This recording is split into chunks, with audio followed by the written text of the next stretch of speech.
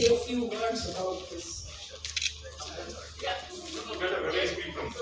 Everybody, and a warm welcome for all press and electronic media who have spared your time on close to vacation. It was Buddha Purnima yesterday. I think auspicious time to be having a tie-up with the City of Joy. So I'm the director of Yashoda Hospital. Yashoda Hospital is a family-run hospital. Since 1989, we are there in Hyderabad. Yashoda is my grandmother's name in her honor.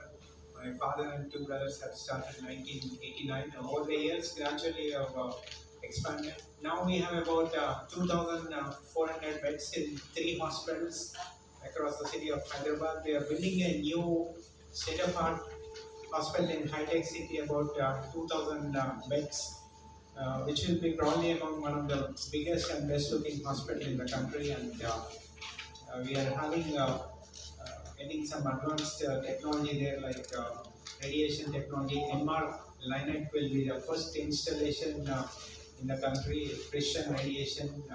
So it will be the only installation in the country and one of the few in Asia actually, or even in the world. I think it will be in the top 25 in the world's installation, MR Linet. And like that, each ICUs, probably we have around 300 bed ICU. Each one is like a single room, like not the curtains kind of ICU, but like a proper isolated room, like US style ICU. There is separate ICU for ECMO, separate for liver transplants and that kind of things, and one full floor hidden garden and proper state of art technology. So I was myself practicing pulmonary critical care doctor. I was in the US 10 years. Before that, I went from Osmania and Manipal General Medicine. After that, I was in the US for 10 years in different hospitals. And I can presently say that healthcare-wise, we are first world. Like everything is almost equalizing. Particularly the advanced stuff. When I was before going to the US and all, when I was thinking about liver transplant, I was thinking it was done somewhere in the US and all. But by the time I came back in 2018 and all, we are in an advanced stage, and Yashoda too, like we did 200 plus liver transplants in this pandemic year also. Similarly, ECMOs and all, previously we used to do 1 or 2, like in the peak we did 25 ECMOs, second wave, and like more than 100 air ambulance transfers. Similarly, lung transplants, like kidney transplant, once upon a time was the new thing when I was in Osmania and all. A few kidney transplants were in the news, but after that came liver transplants, and hopefully lung transplant will pick up much in the future too. Lung is the most difficult transplant because it's the first point of contact for air and infections and all, and if we can do that, I think that's the highest end things, and because it needs a combined and dedicated approach, that's why we are having a dedicated team. I think Dr. Appar here will talk more about exactly what is lung transplant and why it was not that popular till recently, and now why it is picking up, particularly after the COVID things. Many people are aware of lung damage and it's picking up here. So, and yes, so like in the media presence, I would like to request 2 things. Is one is awareness about lung transplants is still not that much, because in US and all, when I see there is a huge waiting list for lung transplants, and only limiting factor is number of cadaveric donations which happen is limiting the transplants. But in India, if you look at very few lung transplants are happening. If you look at 5 years ago, I think it was in single digits, the whole number of lung transplants which are happening for Indian patients. But this is gradually increasing, and requirement, I would say, is huge. Like in Hyderabad itself, there should be thousands. Like in Kolkata also, there should be like 1,000 patients probably or plus requiring lung transplant. The most advanced lung failures require a transplant too. So I would request our media colleagues to spread a little more awareness about the need for lung transplantation. Previously, it was like lung transplant is no point of doing because everybody dies and all. But now it's changed, and here Apar and our team will also talk about what exactly we can do nowadays. And yes, other thing is like it's great to have a tie-up with Sikavilla group here. I think it's established from a long time. I think it's probably 50 years or Yes, so. 52 years. 52 Yeah. years. Wow, it's older than our hospital. So good. So I mean, we would like to partner with premier hospitals here in the city of Calcutta. So that patients will be a mutual benefit for patients here, and they're like we would intend to whatever the knowledge and expertise we have gained, we would like to share with the people here so that the maximum number of people should be benefited both ways. From our expertise there and expertise. Dr.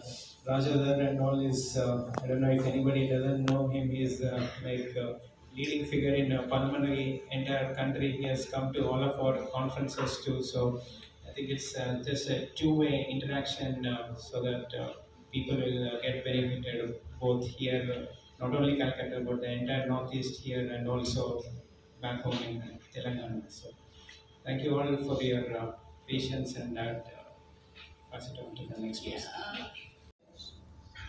Dr. Pawan, Dr. Apar, Dr. Shobham, other colleagues, first of all, a very warm welcome to Calcutta. You made this effort of coming all the way from Hyderabad. I really appreciate it. Secondly, all my colleagues from the media, press, middle of the hot working day, as usual, you always come to us. It's a very, very warm welcome and thanks to all of you.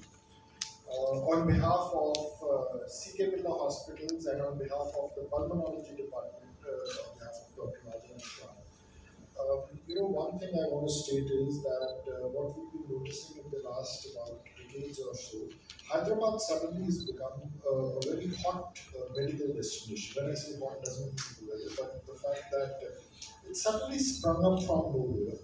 And also, Yashoda has also become the flag bearer of healthcare in Hyderabad. So this is something we were discussing a short while back sitting upstairs. And we as an organization are extremely pleased to tie up with an organization as credible as Yashoda, which I think both the tie-up is going to bring on the platform a unique advantage for the patients of Calcutta and West Bengal, who are going to benefit immensely from this tie-up we are intending to do.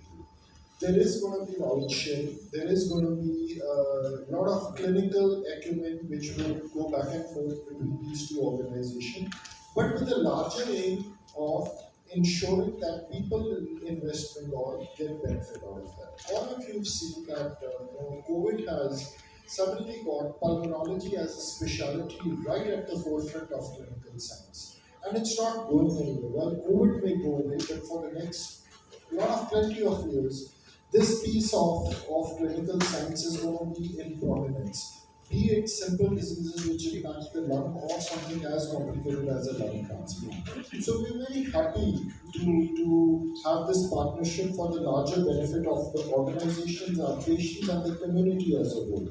And we would, needless to say, have Dr. Raja, who needs no introduction, at our end, front-ending this piece from the Calcutta zone. So thank you once again. I look forward to an extremely fruitful and a long-standing partnership between both these organizations. Thank you. Very, very welcome to my dear friend. So, Pawan, who I have probably known for the shortest period of time, is also a very dear friend now. So, I even know about his hideout in Hyderabad. So, that's no small deal. So, Apar and Shubham is one of us, even now I feel. So, he's a bridge between CMRI hospital and Yashoda. And then our own team and everyone who supported the event. A warm welcome to all our media colleagues here.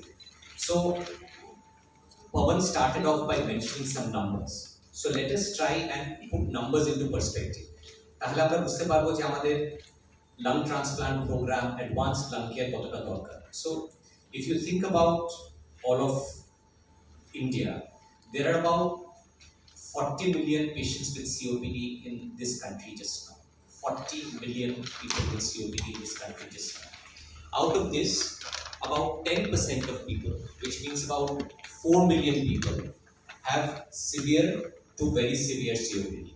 Right? So that's 4 million people with COPD. Then think about the other big indication of lung failure, which is interstitial lung disease.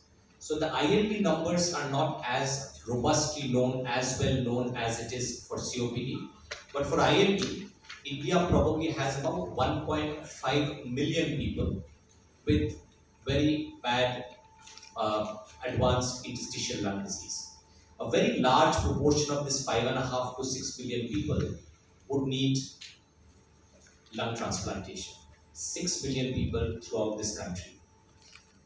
Bengal and the eastern part of India would probably have about 30% of this number. 30% of the total 6 million people would benefit from an organ in this eastern part of India where we all belong to. So I think that puts into perspective the importance of having advanced lung transplant programs in various parts of the eastern India. I think we have made a start today, and hopefully going forward, there will be other collaborations which are set up, because as long as we can reach out to people with the help of people like yourselves, people in the media, there will be no dearth of people who would be able to go ahead and do this. If numbers pick up, I think the procedure will also become more affordable. So one of the challenges with the transplant program is affordability. আমরা সবাই মনে করি যে lung transplant খুবই খরচা সাপেক্ষ ব্যাপার, কিন্তু যদি প্রাইভেট সেক্টর কর্পোরেট হসপিটাল সেটা করতে শুরু করে, there will be one point of time where government centers will also get involved, and if together the public and private partnerships take this forward, then the 6 million number that I just quoted, or even a larger number, would probably become something which is not just a dream, but something which is reality. So that's about numbers and the requirement of lung transplantation in this country. The second is about two organizations, two institutes, two centers joining hands. So Piyashi spoke about the state of Telangana and the state of Bengal joining hands, and I think if you are to build up centers of excellence, you have to have one center, one state supporting another.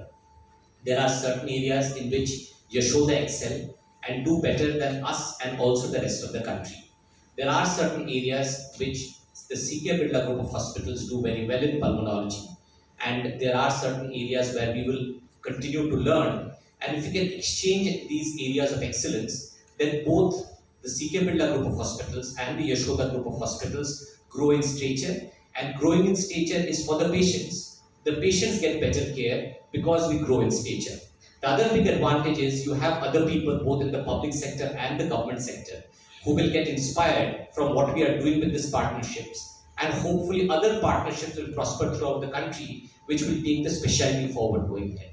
One of the big advantages we have with Pawan is that he's a pulmonologist, so his passion for the specialty is, I'm sure, greater than what it is for other specialties. So that will be a big support.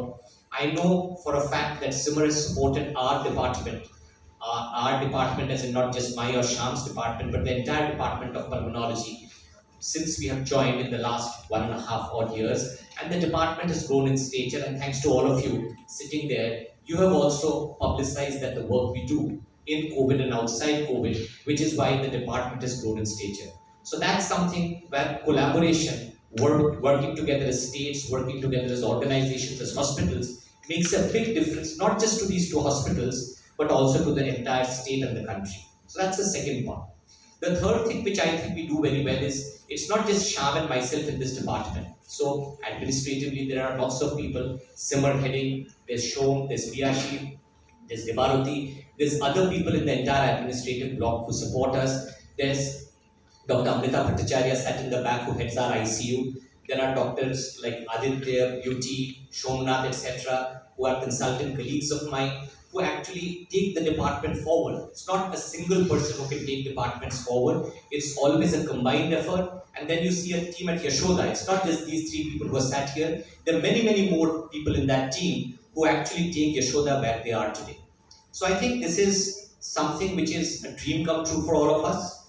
Please go ahead and spread the word like Simar said. It's important that people like you go and tell people throughout Bengal, throughout Eastern India, that this is a facility that is available to us. So we'll start off with hand-holding. We'll send our patients across as a part of this MOU to Hyderabad to have their transplants done. But going forward, we want to bring this service to Kolkata. So once we have learned the way of how to deal with the pre-transplant, the post-transplant, and the actual surgery, we will have the surgeries happening in Kolkata, in Bengal, in the eastern part of India, so that the access for people becomes greater as compared to what it is today. However, we need to start somewhere, and today we have started.